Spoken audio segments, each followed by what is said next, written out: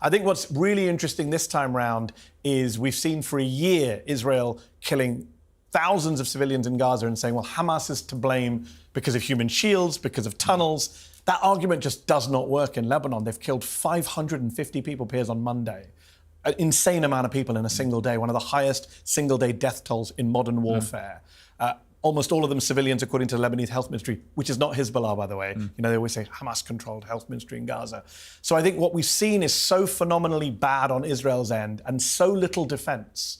You know, October 7th was used, as you and I have discussed before, as the excuse for killing tens of thousands of Palestinians. Well, I would categorise it differently.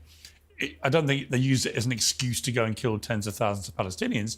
They responded to one of the most egregious terror attacks of modern times. But when does the response end? We're nearly a year in. Well, that's the question. That is the question. Well, that's when it becomes an excuse. When you carry on killing and killing. Is it an excuse, or is it that they are wedded to the elimination of Hamas because Hamas has persistently said, we want to keep doing the same thing over and over again? And there's a correlation with Hezbollah, whose charter is very explicit. They stand for the eradication of Israel. I mean, that's what they're about. That doesn't justify killing 500 people in a single day, does it? I didn't say it did, but okay. That's what bothers me. That's what happened this week. That's the big story. Hezbollah's charter is irrelevant to what we're talking about. That's not why they killed 500 people on Monday, Piers. I mean, Hezbollah's charter's been around for years. I don't think it's irrelevant that you have a terror group on your doorstep who are wedded to your extinction. Why is that irrelevant? I think the language you use is loaded, Piers. You say on your doorstep.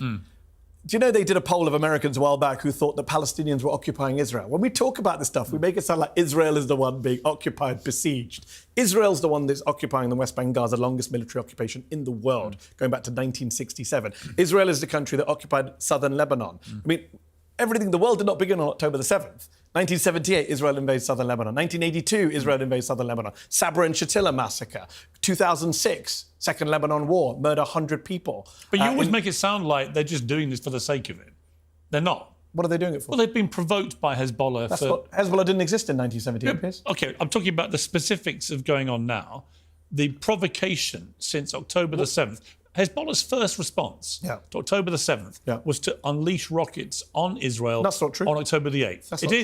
That's not true. That is what happened. Where did they fire their first rocket? They fired rockets on the 8th. Where? Well, you tell me. No, you just said they fired at Israel. Where? Well, they fired in the direction of Israel. Where did they hit?